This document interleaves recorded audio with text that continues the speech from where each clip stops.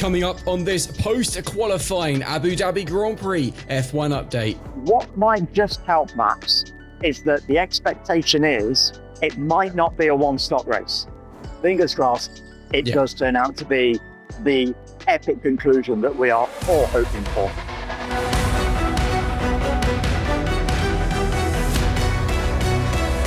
It is game on in the F1 title decider as Max Verstappen secures pole position for the Abu Dhabi Grand Prix. Lando Norris in second, Oscar Piastri in third. How else do you want it? From Racing News 365, my name is Nick Golding and I'm delighted to be joined as always by lead editor Ian Parks. And Ian, I just said there, how else do you want it? The top three on the grid are our three title contenders. Zach Brown said it himself, to Viaplay with Max on pole, it is game on. It's a perfect scenario, isn't it? We could not potentially, depending on how you favour things, of course, your favourite driver, we could not have asked for anything better than the situation that we have in after qualifying. Max on pole, Lando alongside him on the front row, Oscar Piastri directly behind Max in third on the grid. It's game on, as you say. It's game on for this title race. We can only hope now that after what was a pulsating qualifying session, we get a race that is going to live up to this duel in the desert. Not quite the desert here in Abu Dhabi, it's got to be said, but what the heck? We're in the Middle East. Let's go for it. Let's throw all the puns at the wall that we've got right now. And let's really big up this situation because, fingers crossed, folks, we've got a race for the ages coming up on Sunday because it would be a truly spectacular conclusion to what has been a sensational season, and in particular, a sensational second half of the season post-summer break with Max fulfilled podium every Grand Prix since the Dutch Grand Prix onwards. He's closed down that gap. He's 12 points behind Lando. 16 points behind 12 points behind Lando, 4 points ahead of Oscar. Oscar is 16 points behind Lando. Oscar far from ruling out his chances. Bring it on. And of course, let's point out, Max was just over a tenth quicker than both McLarens in qualifying. Max really came alive in Q3. However, the big thing is, if they finish where they are starting from, Lando Norris is world champion, no matter if Max wins the race or not. Max needs Lando, if Max wins, to be off the podium. And as George Russell pointed out, Max could maybe play some games. Maybe play some games, absolutely. 0.2 of a second Max had over Lando. 2.30 seconds Max had over Oscar Piastri. So that gives you an idea as to the comfortable margin Max ultimately had in qualifying. Red Bull did put the Brazil engine that Max used for that Grand Prix that allowed him to grab a sensational win in Sao Paulo that particular day back into the car for this particular qualifying session. So that's how transform the car. Max knows he has also got a great race car beneath him as well. He's performed well over the long runs. So it's not just a case about the one lap qualifying pace that Max had and where he looked good. He's also confident he's got the race pace. Now, what does Max do with that race pace? Because as George pointed out, what's the point in Max racing off into the distance and going on to win this Grand Prix? He needs something else to happen behind him. He needs Lando Norris to finish off the podium. Does that mean he tries to back up the pack, to try and instigate a different pit stop strategy for the various teams that are just behind the two McLaren drivers, to try and instigate potential overtakes against the two McLaren drivers? This is the conundrum now that Red Bull and Max face going into the Grand Prix. Now, yes, that was George's suggestion. There's a possibility that might happen. However, when Max was specifically asked about it in the press conference post-qualifying, and it was referenced the 2016 scenario when Lewis Hamilton tried to back Nico Rosberg up into the pack on that occasion because Lewis needed others to help him, just as Max needs others to help his title chances. Max came out and said it's not quite the same. The track has altered slightly. The tyre situation is very different 9 years on, 2016 to 2025. Now, what might just help Max is that the expectation is it might not be a one-stop race. Abu Dhabi has always tended to be that relatively tedious one-stop race. However, Andrea Stella, the McLaren team principal, has come out and said that the graining and degradation that they have encountered so far this year is a lot higher than they have encountered in previous years. That means that teams are going to be playing that balancing act between the one and the two stop. So that could play into this scenario that we've got that's going to build and bubble, hopefully, as that race unfolds. Key to it all, initially, is going to be turn one. Yeah. Can Max get a clean run into turn one without being too heavily challenged by the McLarens alongside and behind him? He's promised full send. We know what that means. Max is going to absolutely go for it. It is a short rundown to turn one. We saw what happened last year when there was a collision going into turn one. Could Oscar even bowl into his teammate? Who knows? Because Oscar's, you can't rule him out. He's 16 points.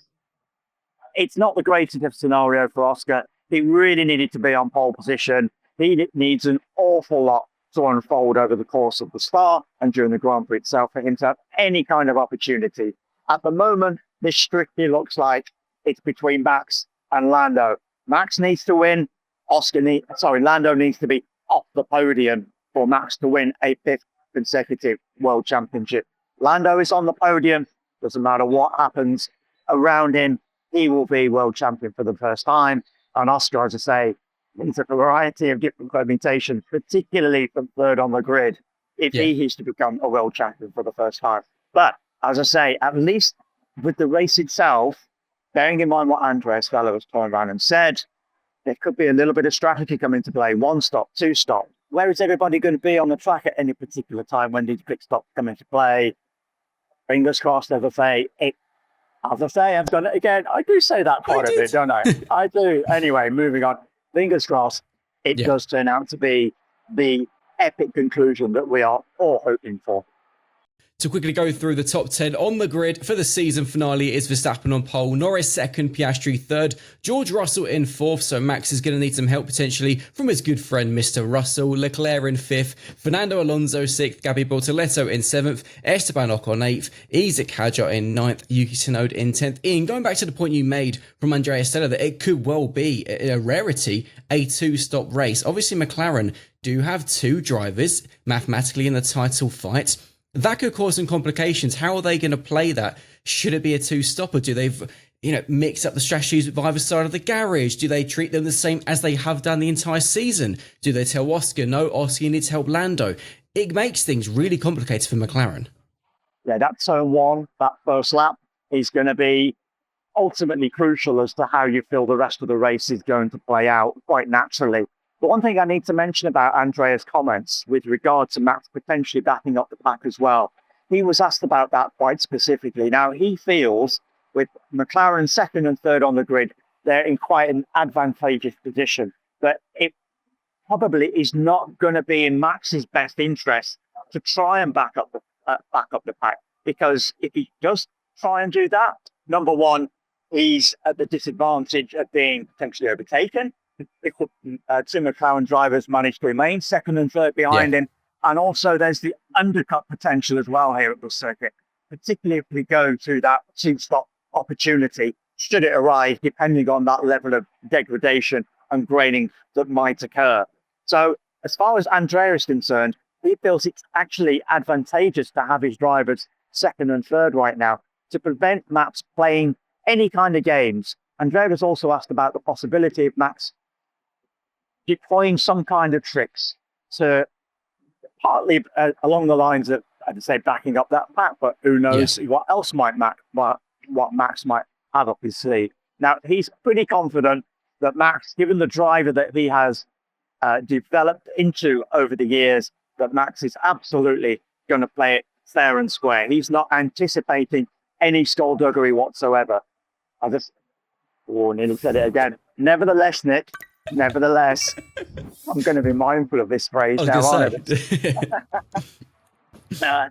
Nevertheless, we've got a lot to play for, a lot on the Yes. line. But certainly coming into the weekend, there now appears to be a lot more at play than had previously been anticipated, should that level of degradation and draining, as I've mentioned, as Andreas Stoller has talked about, come into play now.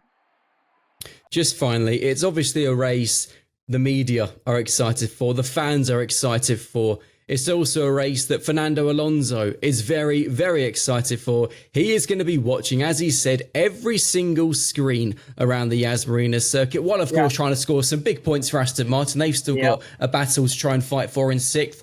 Fernando's been around a long time, Ian, but he knows this one's pretty special. He does. And the beauty of the Yas Marina circuit is one of the things they've done here for the fans, etc., is the variety, the number of screens that are dotted around this circuit. And I asked Lando in the pen after the Grand Prix, would you be watching on the big screens? And he turned around and said, yeah, there's a screen here, there's a screen there, the next corner, there's 2 screens at this particular corner. And he's going to be watching this race unfold from the cockpit of his car, mindful of the fact, of course, that yes, he does need to score some big points for Aston Martin, because they are 12 points behind the Racing Bulls operation going into this Grand Prix in the battle for 6th position. Haas also in that conundrum, 19 points back, though, between Racing Bulls and Haas. Kind of thing, it's not going to work out for them. Very quickly on Haas, they did seem to have the pace in that car. They only managed to get 1 car in the top 10. Oliver Behrman slipped out. He was only just fractionally out of that top 10, unfortunately for him. But with Oscar, oh good Lord, Ian, you can tell I'm excited, folks, with Fernando in 6th, Esteban Ocon in 8th in the Haas, and Isaac Hadjar in 9th for the Racing Bulls. It's certainly looking at this stage like Racing Bulls should have enough about them to hold on to that 6th place in the Constructors' Championship. I know that's a little sideline, a little side issue, because we're focusing obviously quite naturally on that top 3 battle, but nevertheless, for those teams below, there's still plenty to play for. But for Fernando Alonso, yeah, it sounds like he's going to have a whale of a time just checking all these screens every so often, just to see how that title battle is unfolding over the course of the Grand Prix.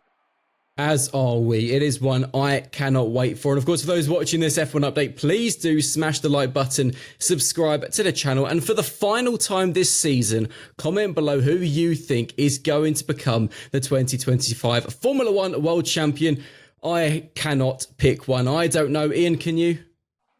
No, not at this particular stage, Nick. You've got to think that with Lando in 2nd right now, it's going to take something unusual for him not to claim a podium position from that spot on the grid. But as we saw just 1 week ago in Qatar, anything can happen. Only time will tell. You took the words right out of my mouth. Fans, everybody, please do enjoy this. Ian and I will be back for the final F1 update of 2025 after the title decider on Sunday. We'll see you tomorrow. See you later. Enjoy, folks. I hope it's exciting for you all. As you can tell, it's exciting for me and Nick. I'm just delivering this penultimate update of the season to you. Thanks as always for watching and listening. See you on Sunday, post-title decider.